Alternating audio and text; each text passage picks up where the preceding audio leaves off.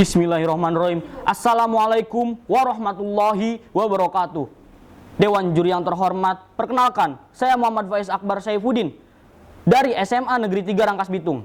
Di sini saya selaku pembicara pertama dari Dewan Oposisi sangat tidak menyetujui mosi perdebatan kita kali ini, yaitu bahwa pejabat pemerintah dilarang menggunakan pengaruh media sosial atau influencer dalam mensosialisasikan kebijakannya.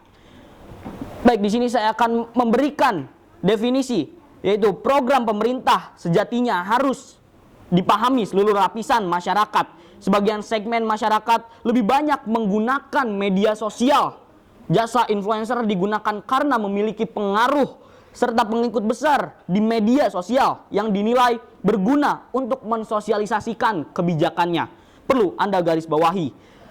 Selanjutnya, saya akan menyanggah beberapa pendapat atau argumentasi dari Dewan Pemerintah, yaitu bahwa influencer cenderung terfokus kepada massa yang banyak, bukan substansi informasi dari kebijakan tersebut. Justru influencer akan mendalami dan mempelajari kebijakan tersebut terlebih dahulu sebelum menyebarluaskan kebijakan tersebut dan akan memberikan edukasi kepada pengikutnya. Perlu Anda garis bawahi. Selain itu, beberapa influencer yang memang memiliki hobi atau kesenangan kepada konten yang dibuat dan disebarluaskan juga pastinya ikut mempromosikan kebijakan pemerintah. Seperti contohnya influencer di bidang pariwisata, yaitu Fiersa Besari yang membuat konten mengenai gunung dan tempat pariwisata lainnya.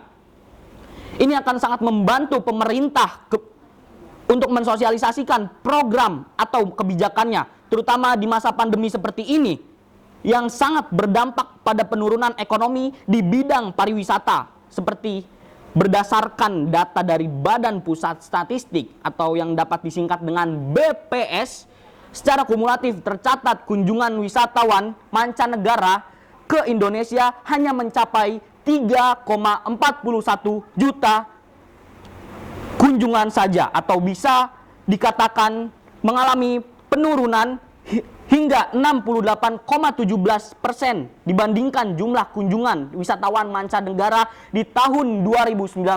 Perlu Anda garis bawahi. Tim pemerintah juga menyatakan bahwa banyaknya influencer tidak mahir di bidangnya. Namun perlu diketahui Dewan Juri yang terhormat, pemerintah bisa menggunakan influencer sesuai bidangnya, seperti contohnya Miss Indonesia atau Putri Indonesia di bidang pariwisata, maka ini juga dapat digunakan di bidang pariwisata. Perlu Anda garis bawahi. Saya akan memberikan data perkembangan wisatawan mancanegara yang masuk ke Indonesia menurut Kementerian Pariwisata.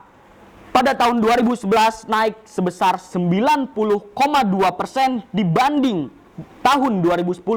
Selanjutnya yaitu pada tahun 2013 naik sekitar 9,4% dibanding tahun 2012. Naiknya jumlah wisatawan tersebut dikarenakan pengenalan kebijakan pemerintah di bidang pariwisata menggunakan jasa influencer, yaitu Putri Indonesia pada tahun 2011, yaitu Maria Selena. Perlu Anda garis bawahi, saudara. Selanjutnya itu, tim pemerintah mengatakan agenda kebijakan pemerintah harus disosialisasikan secara terbuka untuk respon seperti kritik dan lain-lain. Namun perlu diketahui Dewan Juri yang terhormat, Indonesia sendiri memiliki masyarakat yang aktif di media sosial mencapai 170 juta penduduk, termasuk masyarakat di pelosok negeri.